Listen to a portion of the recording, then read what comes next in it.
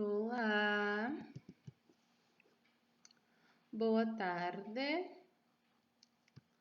Como estão vocês? Estamos aqui em mais um Olá, Otávio.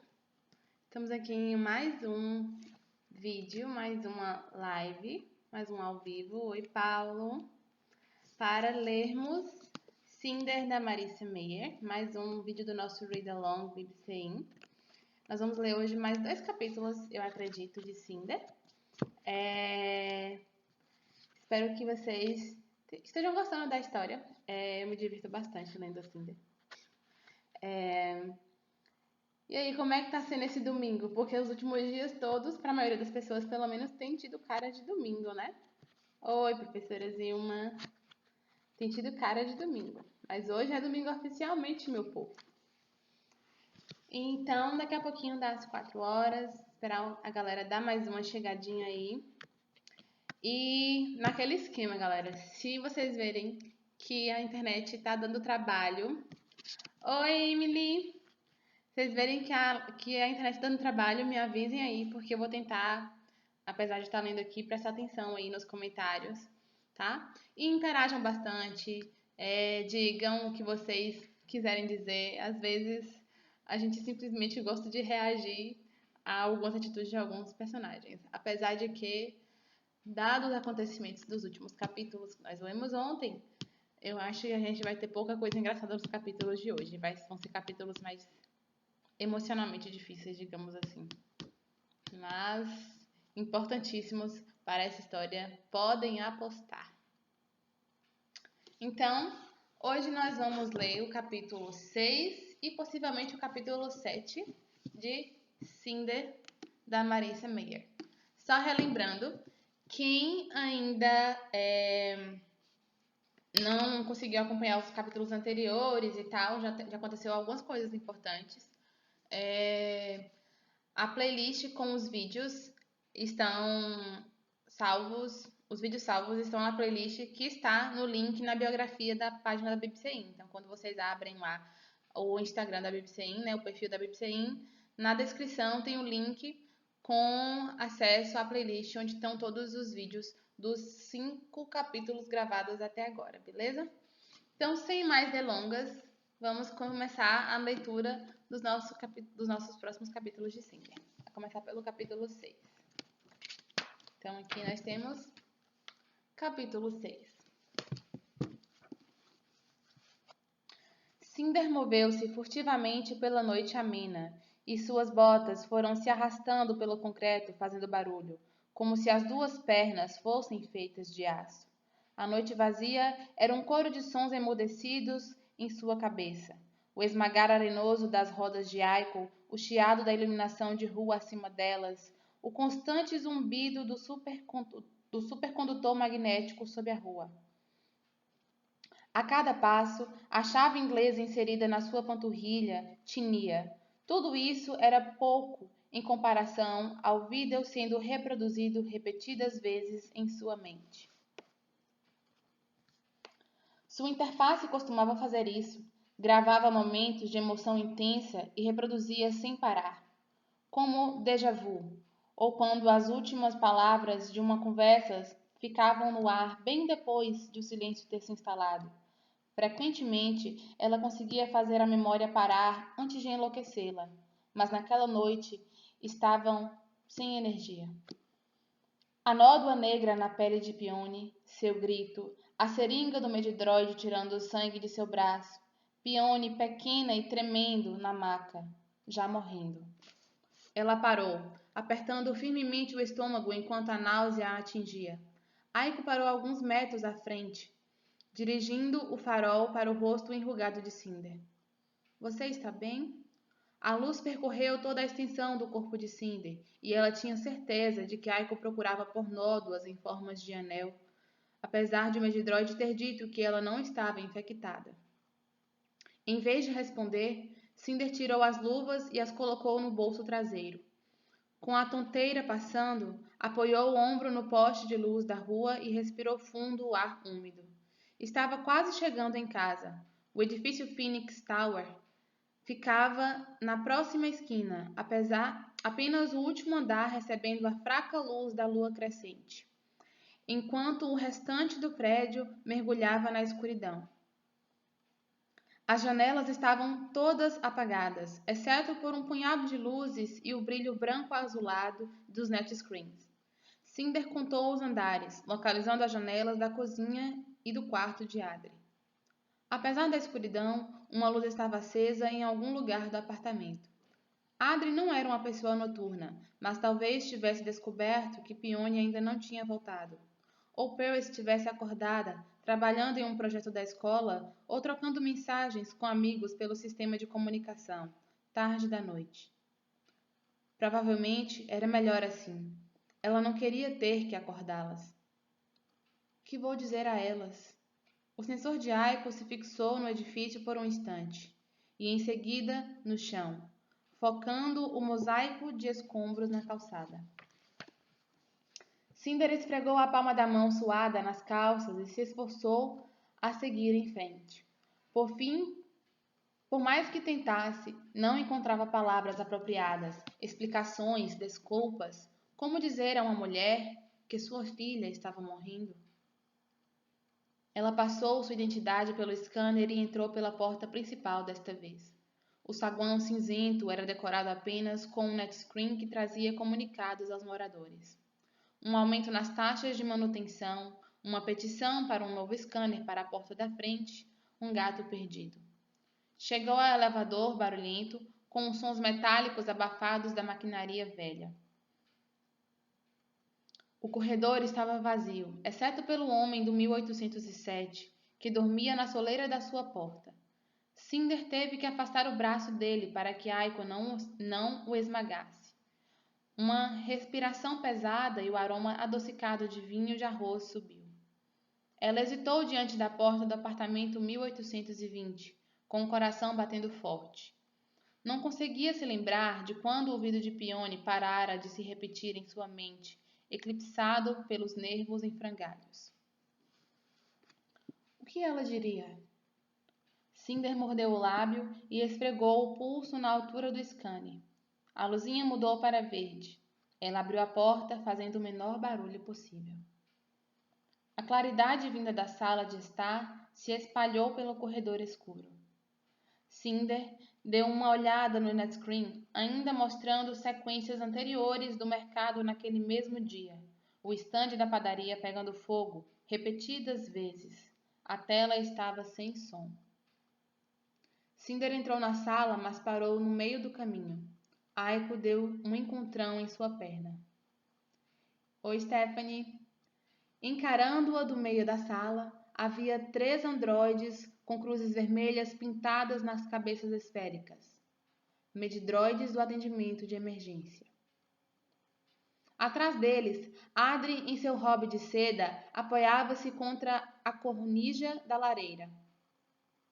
Embora a chama holográfica estivesse desligada, Pearl ainda estava totalmente vestida, sentada no sofá com os joelhos dobrados até o queixo. Ambas seguravam toalhas de rosto secas sobre o nariz e olhavam para Cinder com um misto de repulsa e medo. O estômago de Cinder se contraiu. Deu meio passo para trás na direção do corredor, imaginando qual estava doente, mas rapidamente percebeu que nenhuma delas poderia estar. Os androides as teriam levado na mesma hora. Elas não estariam protegendo a respiração. Todo o edifício estaria isolado.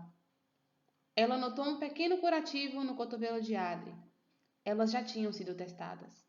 Cinder tirou a bolsa carteiro, pousando-a no chão, mas ficou com a correia magnética. Adri limpou a garganta e baixou o olhar até o externo. Ela parecia um esqueleto à luz fraca, a carne farinhenta e os ossos saltados.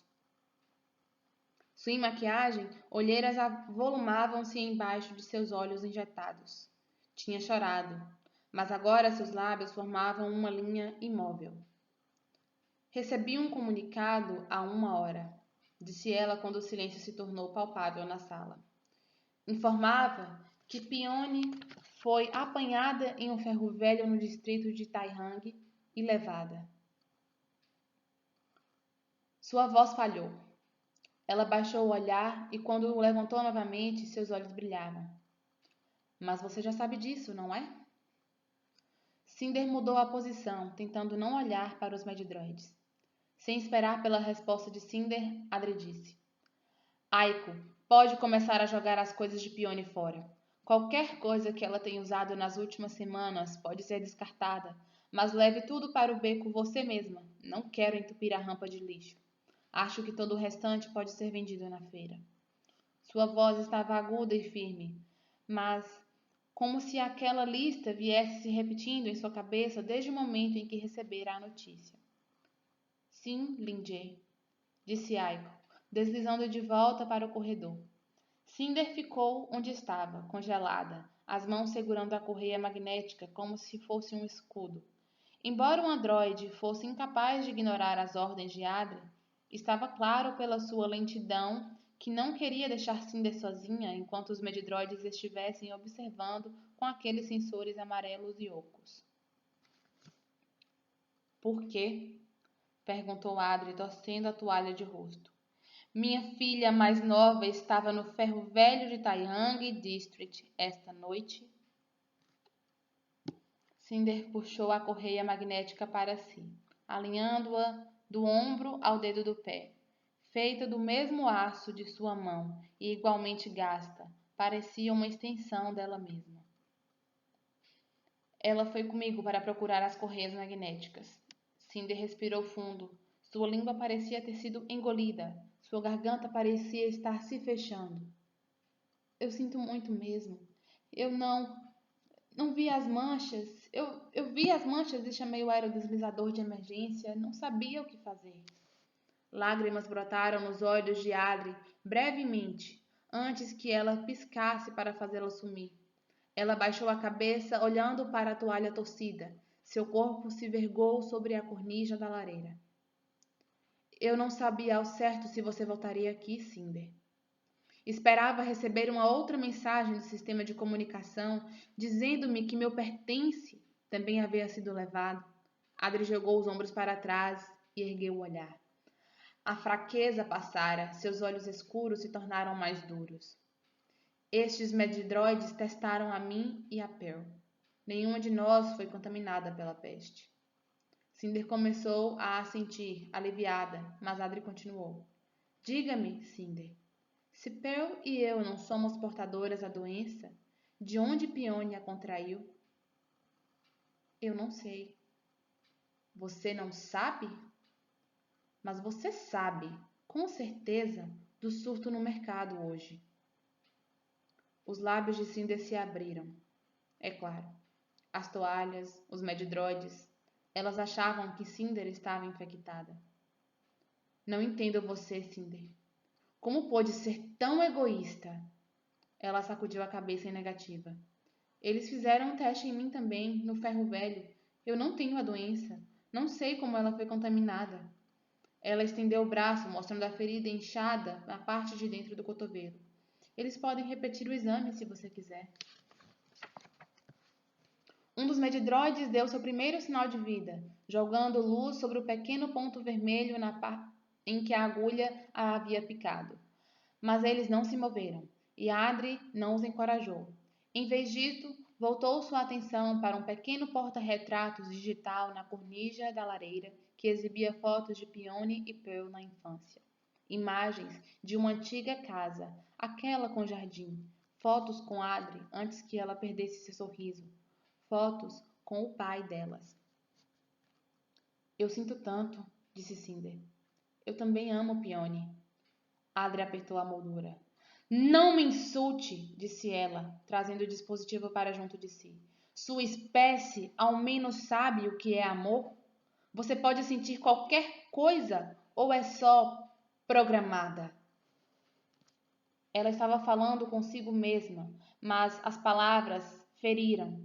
Cinder arriscou um olhar para Pearl, que estava sentado no sofá com o rosto meio escondido atrás dos joelhos, mas não segurava mais a toalha para se proteger. Quando viu que Cinder olhava para ela, desviou o olhar para o chão. Cinder flexionou os dedos que seguravam a correia magnética. É claro que eu sei o que é amor. E tristeza também.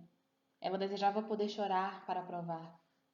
Bom, então você entenderá que estou fazendo o que mães fazem para proteger as filhas.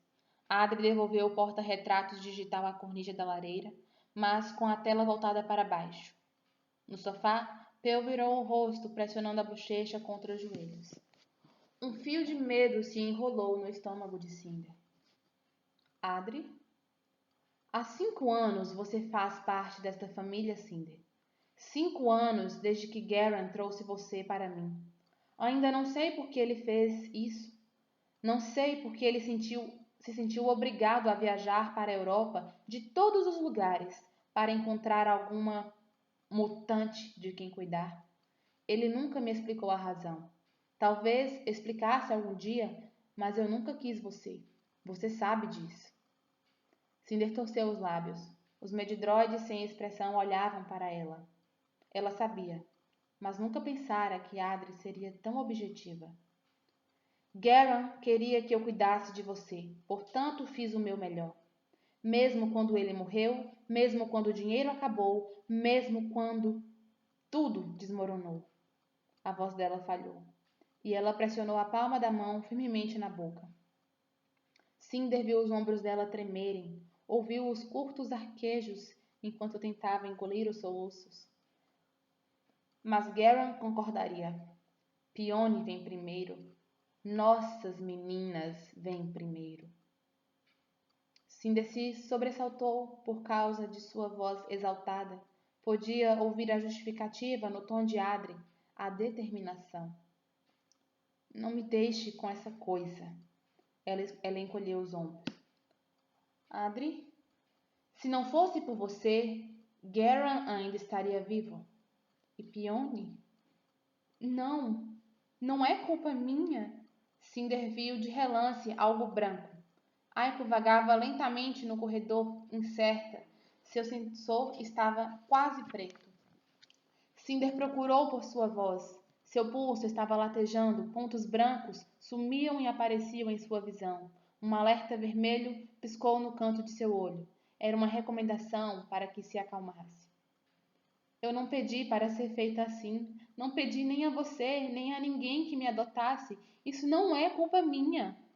Também não é culpa minha, atacou Adri, dando um tapa no netscreen que se soltou do suporte. Ele caiu e se quebrou, levando 2 placas em homenagem aos feitos de seu marido junto. Lascas de plástico ricochetearam pelo tapete gasto. Cinder pulou para trás, mas a agitação se desfez tão rápido quanto aflorou. A respiração furiosa de Adri já estava se acalmando. Ela era sempre tão cuidadosa em não perturbar os vizinhos, em não ser notada, em não causar uma comoção, em não fazer nada que pudesse arruinar sua reputação, mesmo agora. Cinder, disse Adri, esfregando os dedos na toalha como se pudesse apagar a perda momentânea de controle. Você irá com esses medidroides. Não faça cena. Ela perdeu o chão. O quê? Por quê? Porque todos temos a missão de fazer o que pudermos, e você sabe que a demanda por sua espécie é alta, especialmente agora. Ela parou. Seu rosto ficou vermelho e manchado. Ainda podemos ajudar Pione. Eles só precisam de ciborgues para encontrar a cura. Você me inscreveu como voluntária da pesquisa da peste? Sua boca mal podia formular palavras. O que mais eu poderia fazer? A boca de Cinder se abriu tanto que seu maxilar parecia pendurado. Ela sacudiu a cabeça, estupefata, enquanto os 3 sensores amarelos se focavam nela. Mas ninguém sobrevive aos testes. Como você pôde? Ninguém sobrevive à peste. Se você se importa com Pione tanto quanto diz, fará o que digo. Se não fosse tão egoísta, teria se tornado voluntária depois de deixar a feira hoje, antes de vir para cá e arruinar minha família. De novo. Mas leve-na. Ela é toda sua. Cinder estava chocada demais para se mover quando o androide mais próximo ergueu um scanner para o pulso dela. Ele bipou e ela se encolheu. Lin Cinder, disse o androide em uma voz metálica. Seu sacrifício voluntário é admirado e apreciado por todos os cidadãos da comunidade oriental. Um pagamento será feito a seus entes queridos como demonstração de gratidão por sua contribuição para nossos estudos em andamento. Sua mão segurou ainda mais firme a correia magnética. Então, é disso que realmente se trata, não é? Você não se importa com Pione nem comigo, só quer seu pagamento absurdo. Os olhos de Adri se arregalaram, as têmporas esticando-se no crânio. Ela cruzou a sala com 2 passos e estapeou o rosto de Cinder. Ela se chocou contra o batente da porta e pôs as 2 mãos na bochecha. Levem-na, disse Adri. Tirem-na da minha frente. Eu não sou voluntária. Vocês não podem me levar contra minha vontade. O androide não se perturbou. Fomos autorizados por sua guardiã legal a levá-la sob custódia, usando a força se necessário. Cinder dobrou os dedos, pressionando o punho contra o ouvido. Você não pode me forçar a ser cobaia dos testes. Sim, disse Adri com a respiração entrecortada. Eu posso, desde que você esteja sob minha guarda. Você não acha realmente que isso salvará Pione? Então não finja que é por causa dela. Ela tem dias. As chances de eles encontrarem a cura antes. Então, meu único erro foi ter esperado tempo demais para me livrar de você, disse Adri, correndo a toalha por entre os dedos. Acredite em mim, Cinder. Você é um sacrifício do qual nunca me arrependerei. As rodas de um dos medidroides se arrastaram sob o carpete. Você está preparada para nos acompanhar? Cinder apertou os lábios e baixou a mão. Lançou um olhar para Adri, mas não encontrou solidariedade nos olhos da madrasta. Um novo ódio crescia dentro dela. Alertas piscavam em seu visor. Não, não estou. Cinder girou a correia magnética, golpeando com força o crânio do androide. O robô caiu no chão, as rodas girando no ar. Eu não vou. Os cientistas já fizeram o suficiente por mim. Um segundo androide veio em sua direção, iniciando o procedimento 240B, remoção forçada de ciborgue para cobaia de testes. Cinder sorriu com desdém e acertou o sensor do androide com a ponta da correia magnética, estilhaçando as lentes e empurrando-as pelas costas.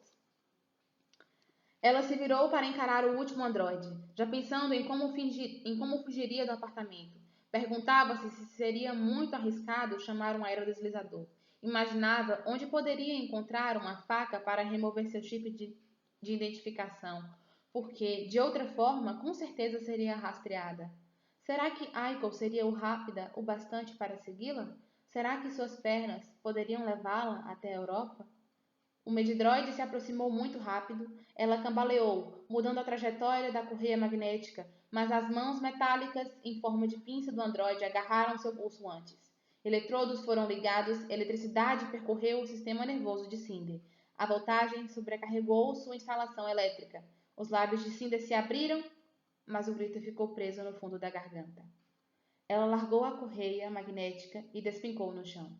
Alertas vermelhos piscaram por todo o seu visor, até que, em um ato de autopreservação de ciborgue, seu cérebro a forçou a se desligar. Final do capítulo 6. Então, amigos, a Cinder foi levada sob custódia para ser cobaia dos testes para a busca da cura da leishmaniose, só que ninguém sobrevive a tais testes, né?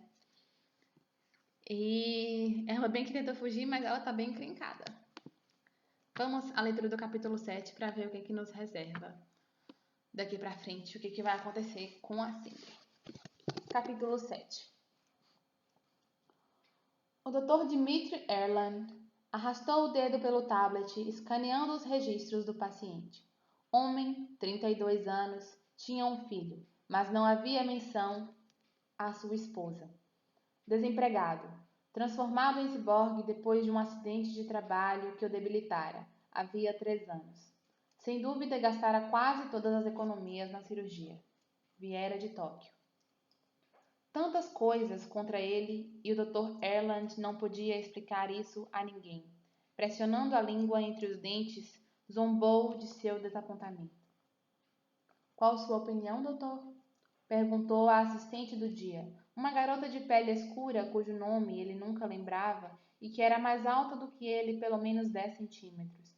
Ele gostava de encarregá-la de tarefas que a mantinham sentada ao trabalhar. O Dr. Erland encheu os pulmões lentamente e, em seguida, soltou o ar de uma só vez, mudando a tela para o diagrama mais relevante do corpo do paciente. Ele tinha uma mera composição de 6,4%. Seu pé direito, alguma instalação elétrica e um painel de controle do tamanho de uma unha embutido na coxa.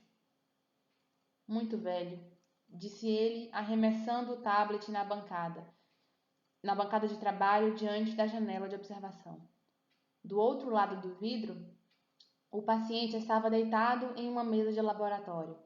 Parecia tranquilo, exceto pelos dedos que batucavam loucamente nas almofadas de plástico. Seus pés estavam descalços, mas um enxerto de pele cobria a prótese. Muito velho? Disse a assistente. 32 é muito velho agora? Não podemos usá-lo. Ela fez uma expressão desapontada. Doutor, essa será a sexta cobaia dispensada pelo senhor este mês.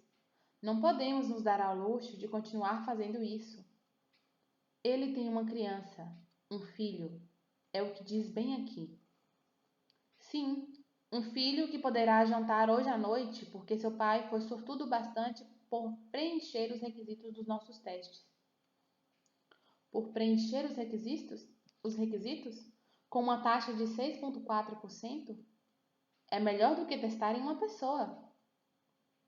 Ela largou o tablet ao lado da pilha de placas de Petri. Você realmente quer dispensá-lo? Dr. Erland olhou para o interior da sala de quarentena, um rosnado zumbindo no fundo de sua garganta. Jogando os ombros para trás, puxou o jaleco para baixo. Ponham-o no grupo placebo. Mas ele não está doente. Sim, mas se não dermos nada a ele, a tesouraria questionará o que está fazendo aqui. Agora, dê um placebo a ele e faça um relatório para que possa seguir seu caminho. A garota bufou e foi buscar um tubo etiquetado na prateleira. E o que nós estamos fazendo aqui? Dr. Erland ergueu um dedo, mas a garota lançou um olhar tão irritado para ele que se esqueceu do que ia dizer. Qual é o seu nome mesmo? Ela revirou os olhos. Honestamente, eu só sou sua assistente todas as segundas-feiras nos últimos 4 meses. Ela deu as costas a ele, sua longa trança preta batendo no quadril. Dr. Erland franziu o senho enquanto olhava para a trança, observando seu movimento para cima, enrolando-se em si mesma. Uma cobra negra e brilhante, empinando a cabeça, sibilando para ele, pronta para atacar. Ele fechou os olhos com força e contou até 10.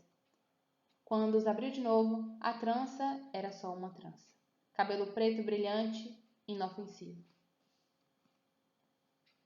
Tirando o chapéu, Dr. Erland passou a mão pelo cabelo, cinzento e consideravelmente menos espesso do que o da assistente. As visões estavam piorando. A porta do laboratório se abriu. Doutor? Ele se sobressaltou e enfiou o chapéu de volta na cabeça. Sim? Respondeu pegando seu tablet. Lee, outro assistente, passou a mão na maçaneta. Dr. Erland sempre gostara de Lee, que também era alto, mas não tanto quanto a garota. Há uma voluntária aguardando na 6D, disse Lee. Alguém que trouxeram ontem à noite. Uma voluntária? Disse a garota. Faz tempo que não temos uma dessas por aqui. Lee tirou o tablet do bolso superior do jaleco. Ela é jovem, uma adolescente. Não fizemos diagnóstico ainda, mas acho que terá uma taxa bem alta. Não tem enxerto de pele. Dr. Erland empertigou-se, coçando a têmpora com o canto do tablet. Você disse adolescente? Que... Ele se esforçou para encontrar uma descrição apropriada. Incomum? Coincidência? Sorte? Suspeito, disse a garota em voz baixa. O Dr. Erland se virou, vendo-a carrancuda e encarando. Suspeito? O que você está dizendo? Ela se abaixou no canto da bancada, diminuindo a altura até o nível dos olhos dele, mas ainda parecia intimidadora, com os braços cruzados e uma cara fechada e insensível. Que você está sempre querendo encaminhar para o grupo de placebo os ciborgues masculinos que chegam, mas se anima no mesmo instante que ouve falar de uma garota, especialmente as mais jovens. Ele abriu a boca, fechando-a, e em seguida começou de novo.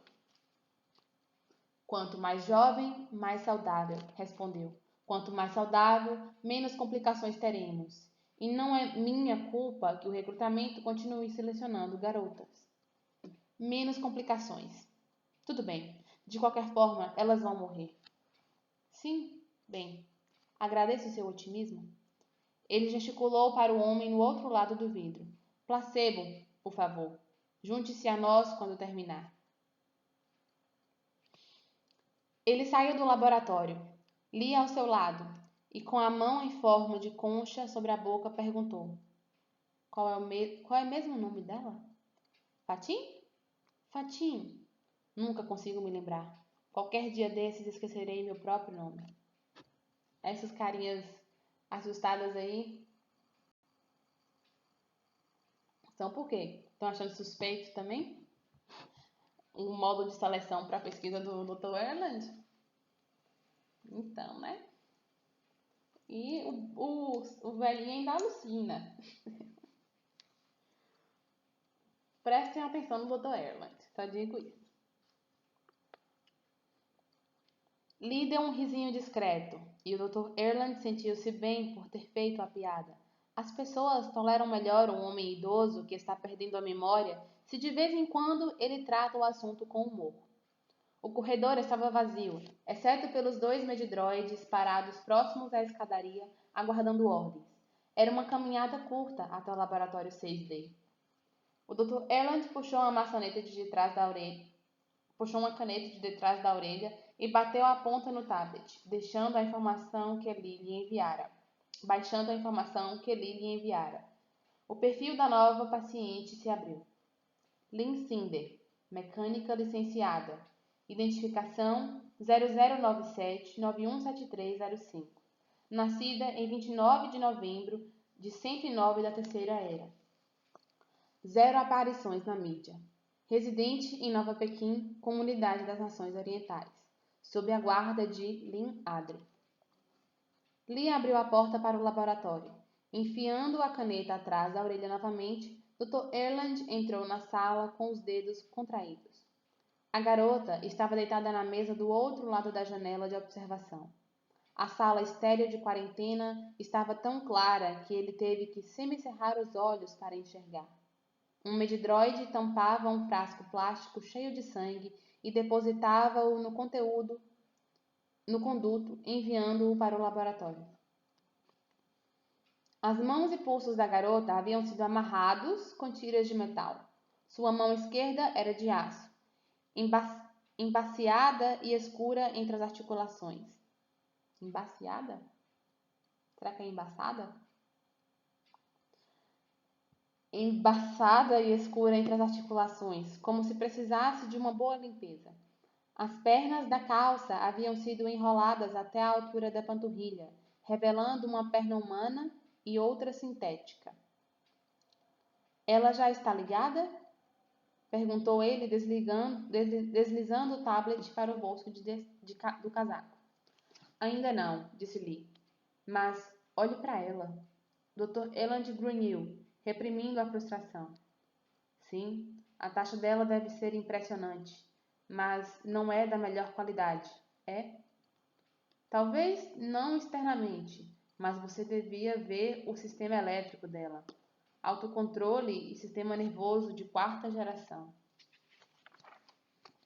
Dr. Erland ergueu uma sobrancelha, mas logo a abaixou. Ela foi desobediente?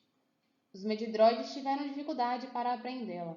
Ela acertou em cheio 2 deles com uma correia ou algo assim, antes que eles pudessem sobrecarregar o sistema com eletricidade.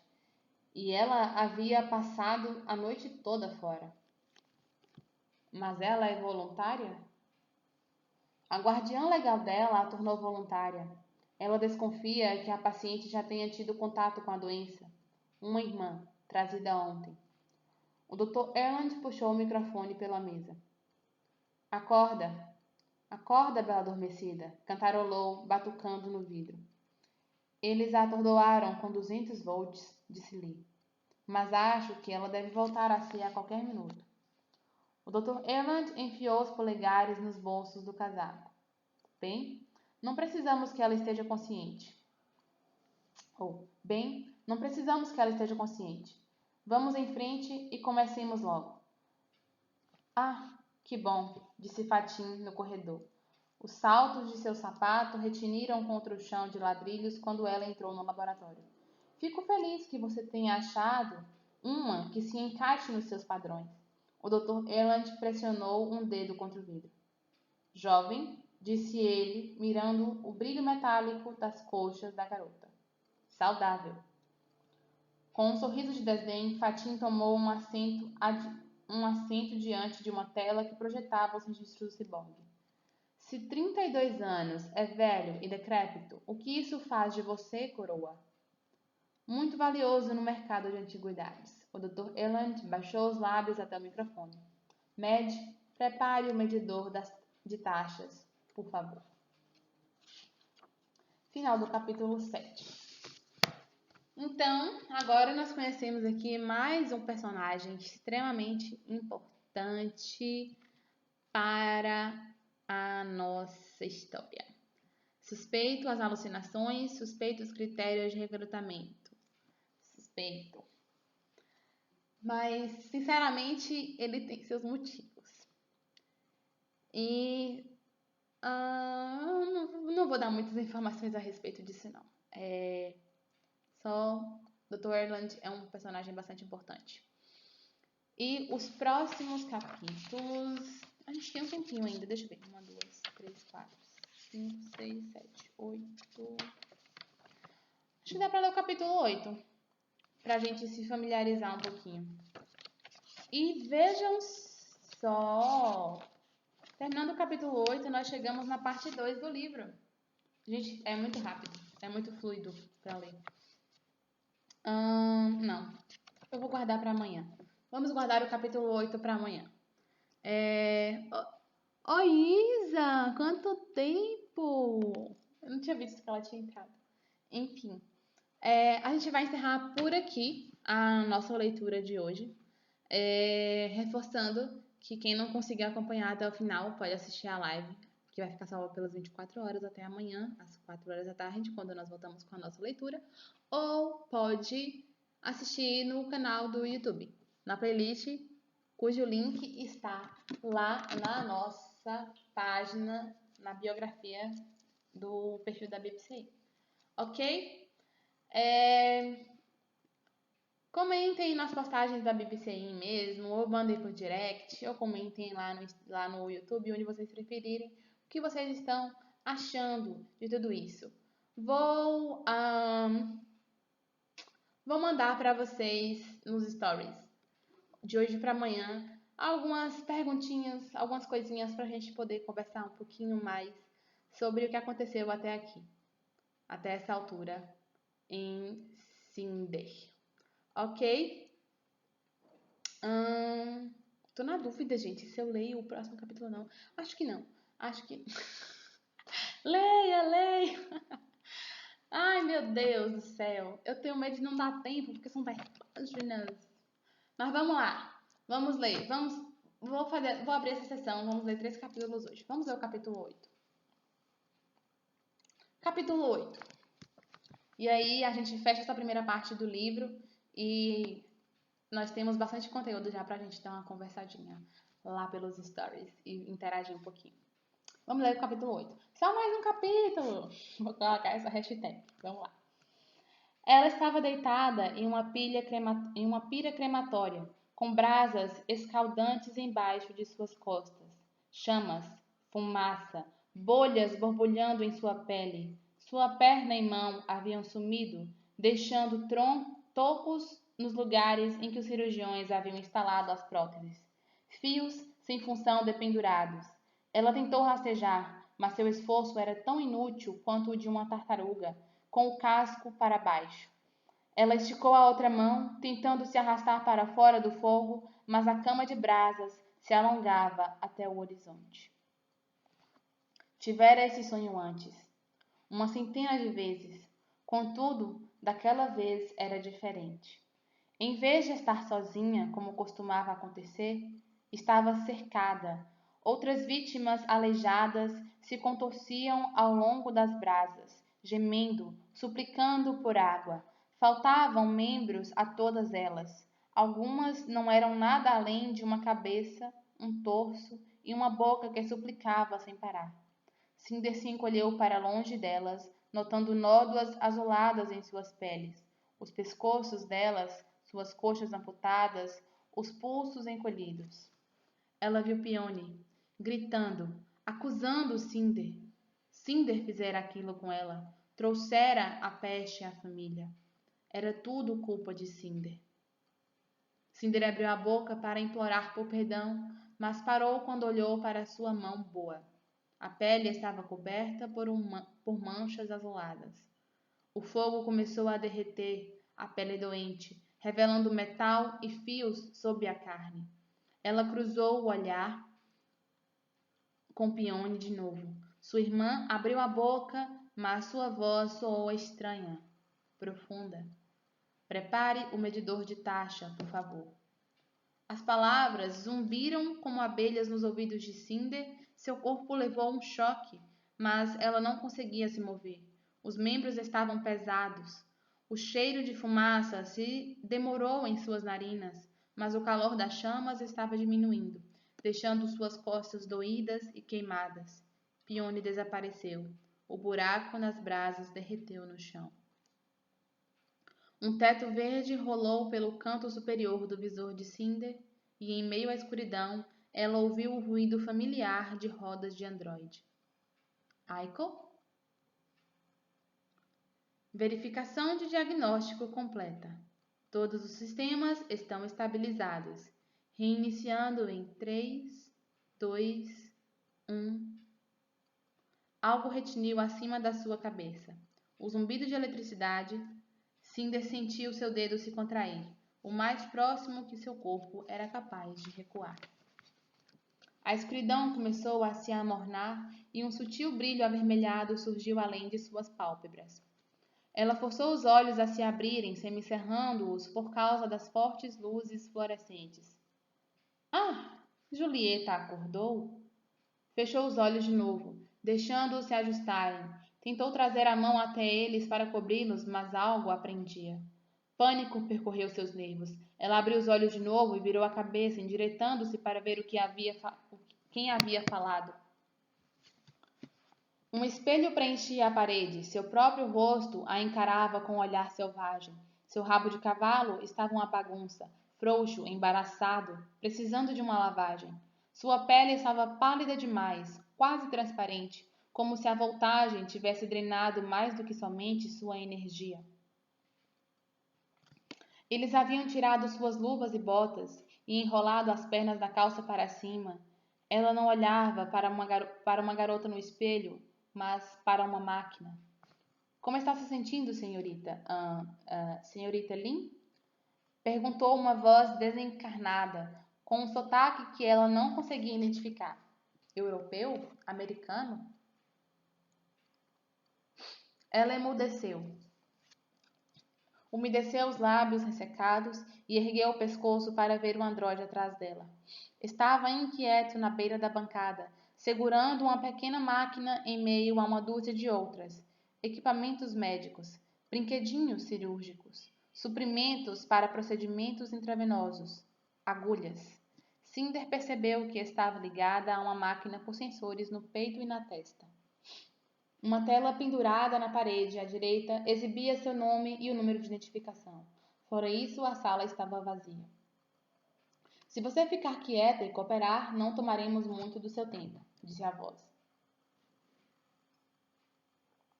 Cinder fechou a cara. Muito engraçado, disse ela, fazendo força para esticar as amarras de metal. Eu não me inscrevi. Não me tornei voluntária para estes testes idiotas. Silêncio. Algo bipou atrás dela.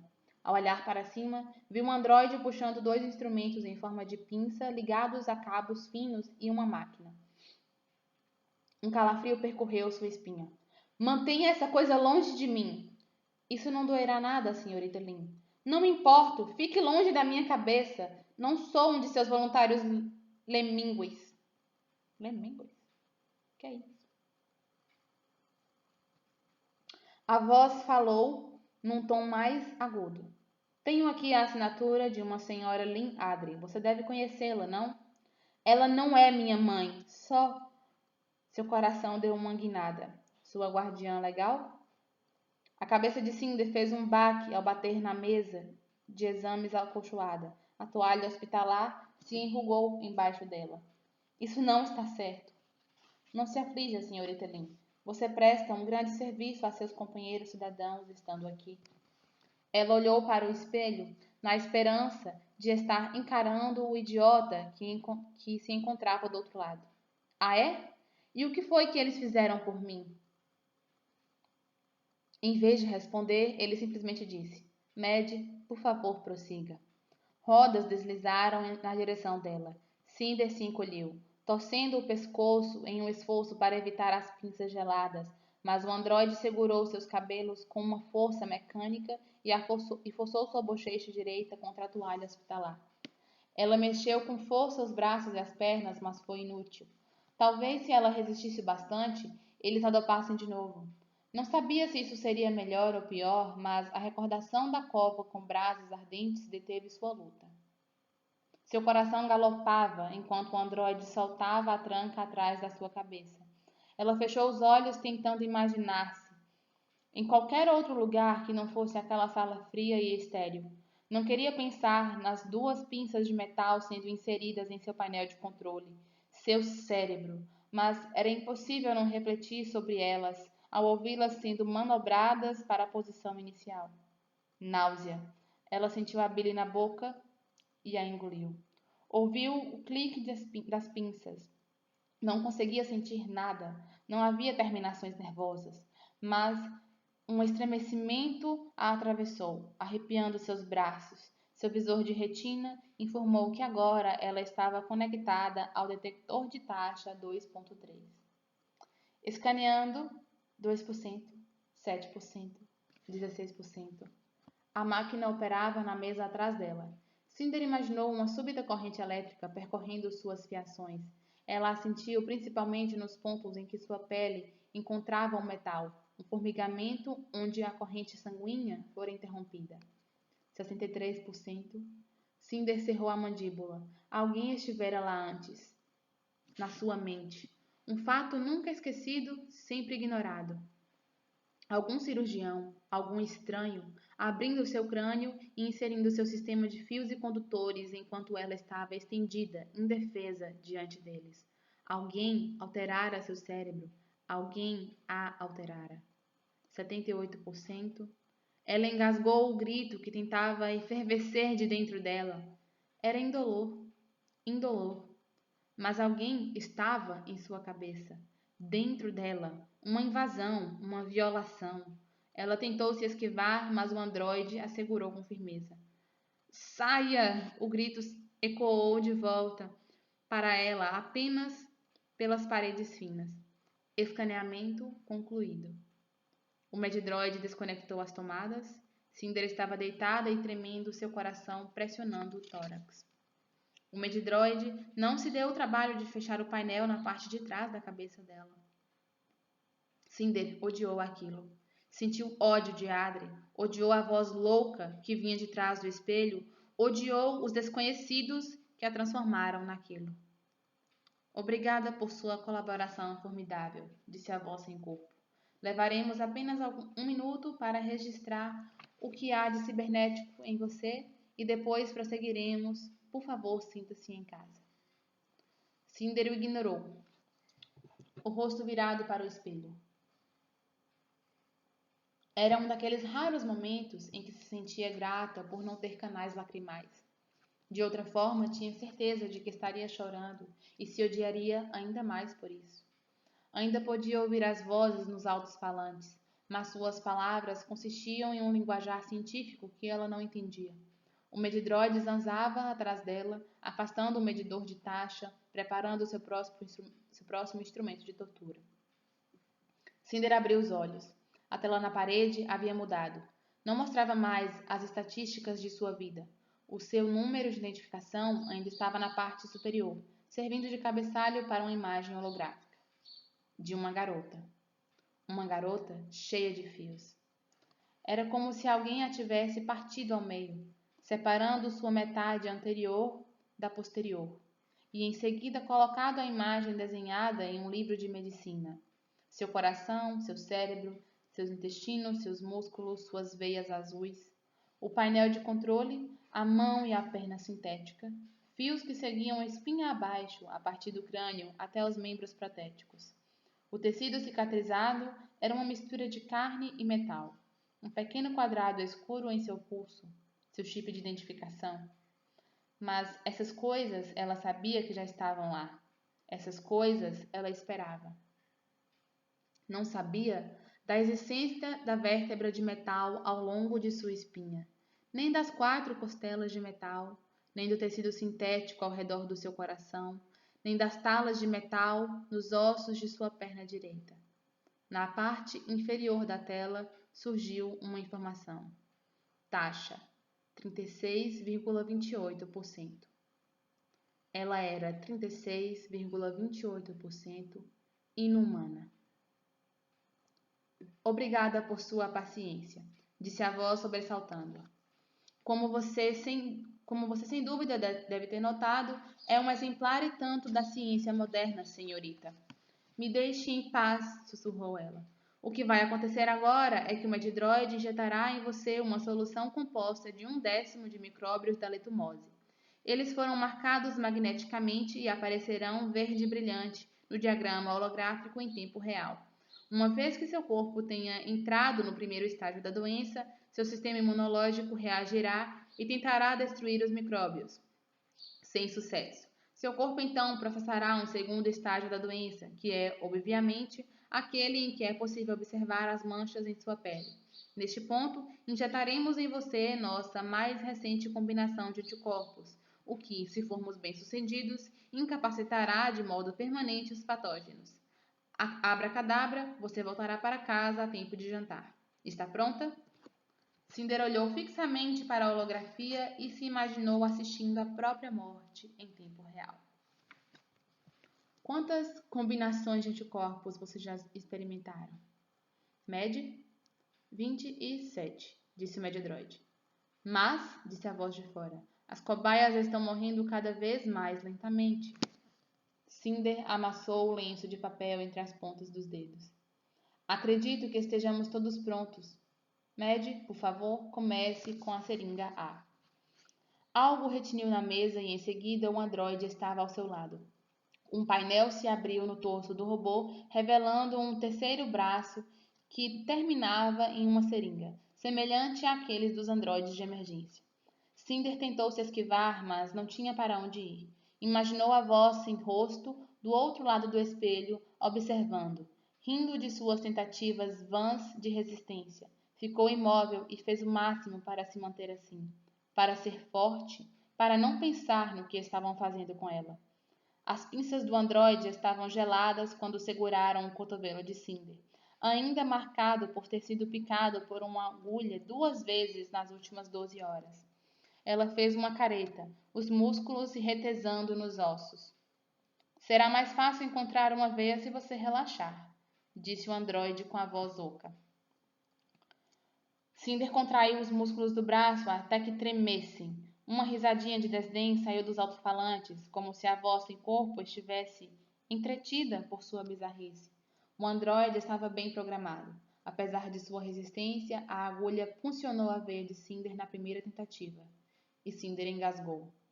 Um beliscão, apenas um beliscão. A energia se esvaiu de seu corpo conforme o líquido começava a correr por suas veias. final do capítulo 8, final da primeira parte do livro.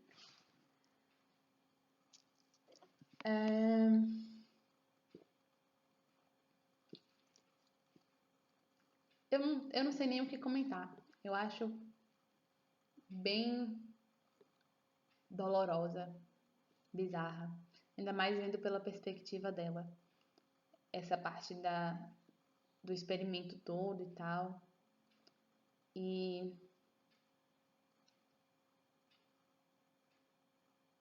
nossa, eu sei lá. Pensa vocês sendo invadidos dessa forma. É uma coisa muito estranha, gente. Digam o que vocês acham disso, porque eu fico literalmente sem palavras diante dessa parte que a gente acabou de ler, diante de toda essa ciência e meio que esse pensamento de que por ela ser ciborgue, ou seja, por ela ser diferente, por ela ser uma humana que teve algumas alterações, ela não tem sensações, não tem sentimentos como os outros seres humanos que não passaram por isso. Como se ela ter sido alterada como ciborgue foi uma escolha dela e não, digamos, uma necessidade que aconteceu. E que por ela ter sido alterada com partes robóticas, ela tinha um dever com a ciência de agora participar das pesquisas. Tem muita coisa que diz respeito à moral e ética nesse ponto da história que incomoda bastante e que é um ponto muito legal da história da gente poder discutir, né? Tipo,